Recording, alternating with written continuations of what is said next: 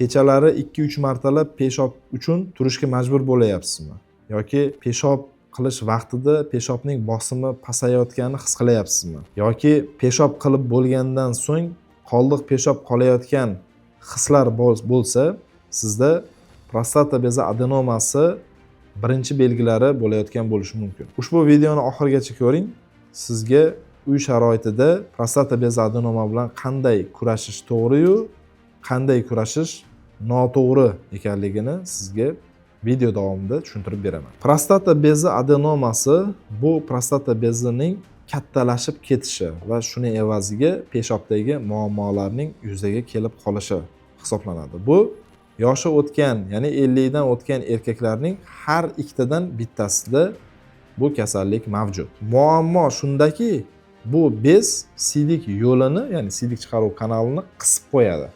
Shuning evaziga hattoki siydik to'la-to'kis to'xtab qolishi ham mumkin. Bu kasallik bo'yicha xalqimizda xato tushunchalar ham mavjud. Qisqacha bu tushunchalarga to'xtalib o'tmoqchiman. Ya'ni bu kasallikni har xil o't-o'lanlar bilan davolayman deb o'ylaydi. Har xil damlamalar, choy sifatida damlatgichlar, shularda nimasida davolanaman deb o'ylashadi, lekin bu davolamaydi. Yoki qovoq urug'i bor, qovoq urug'ini semcha qilib chaqib yesa yaxshi deydi.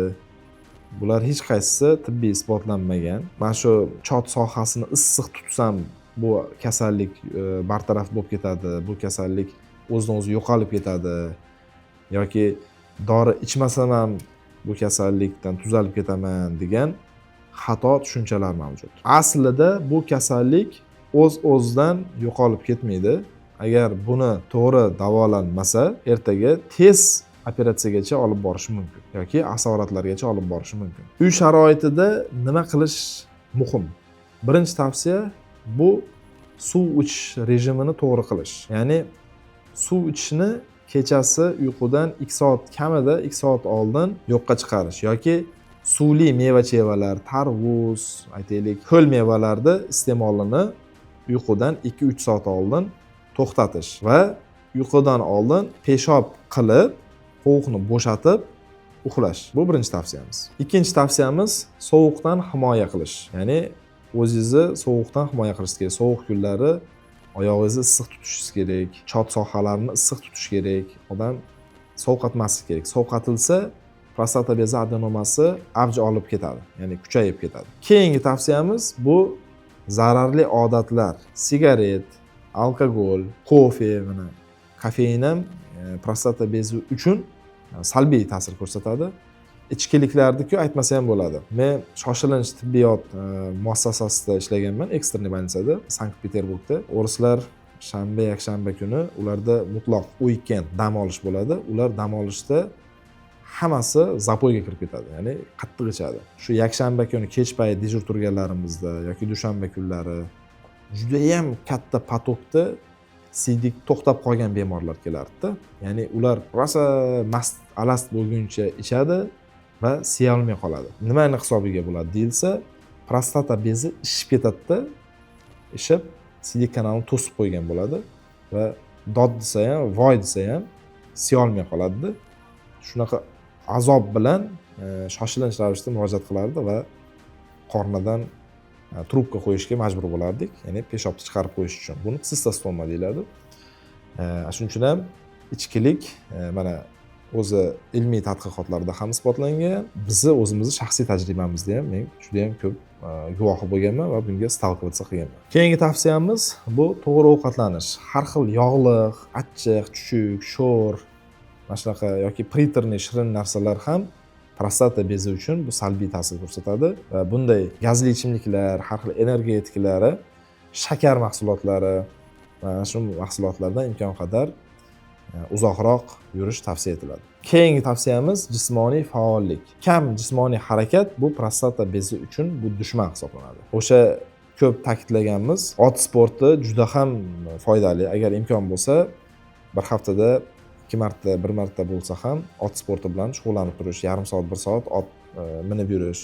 Agar ot minish bo'yicha tajribangiz yuqori bo'lsa, egarsiz minish tavsiya etiladi. Bir kunda 10 ming qadam qonunini o'zingizga agar qo'yib olsangiz, nafaqat prostata bo'yicha muammolar, balki jinsiy muammolar ham bo'lish ehtimoli kamayadi. Ya'ni qon aylanishi yaxshilanadi va prostata bezi uchun bu ijobiy ta'sir ko'rsatadi. Keyingi tavsiyamiz bu yana o'sha mashhur Kegel mashqlari hisoblanadi. Kegel mashqlarini peshob vaqtida qiladigan turlari bor. Ya'ni peshob qilish uchun hojatga kirilganda o'tirib peshob qilinadi. Peshobni aytaylik 300 ml peshob yig'ilganda, peshob pufagida, siydik pufagida. Misol uchun 60-70 ml peshob chiqarib turib, majburiy ravishda peshobni qisish, ya'ni to'xtatish, o'rnidan turib, xayolni ozgina chalg'itish, 5-10 sekund, yana o'tirib peshob davom ettirish, yana bir 70-80 ml nima bo'lganda, siydik chiqqandan keyin yana majburiy ravishda peshobni to'xtatish, yana turish.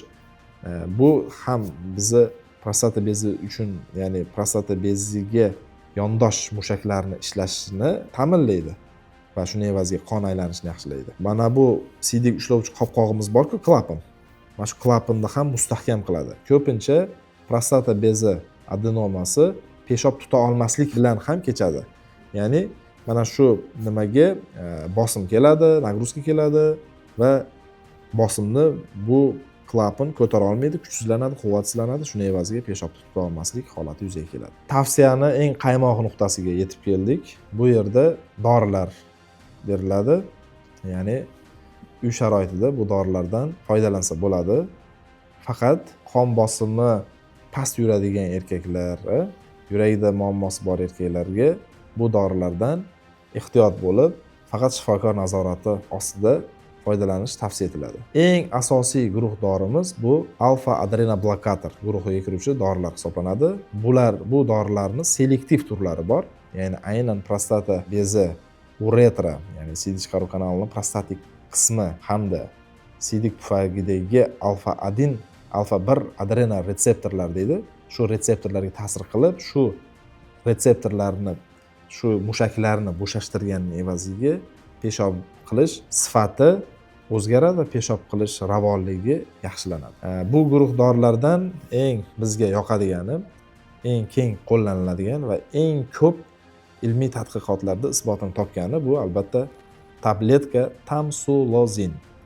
Shuni 4 mikrogram dozada kuniga bir mahal doimiy ravishda ichib yurishlik tavsiya etiladi va bu albatta peshobning sifatini ancha o'zgartirishini o'zlaringiz ham iste'mol qilganlaringizdan keyin buni tushunib yetasizlar. Agar bu dori vositasi sizga qanaqadir nojo'ya ta'sirlar ko'rsatayotgan bo'lsa, zudlik bilan bu dorini to'xtatish kerak va albatta shifokorga murojaat qilish kerak bo'ladi. Agar sizda peshob bo'yicha muammolar tez jiddiy tus olayotgan bo'lsa, peshob qila olmay qolayotgan darajaga chiqib borayotgan bo'lsangiz yoki peshobda qon elementlarini qizarishlarini ko'rayotgan bo'lsangiz, unda zudlik bilan urolog ko'rigiga borish tavsiya etiladi. Agar berayotgan tavsiyalarimiz sizga yaxshi samara bermagan bo'lsa, yordam bermagan bo'lsa, demak sizda prostata bezi adenomasi уже o'rta og'ir yoki og'ir darajaga yetib borgan bo'lishi mumkin.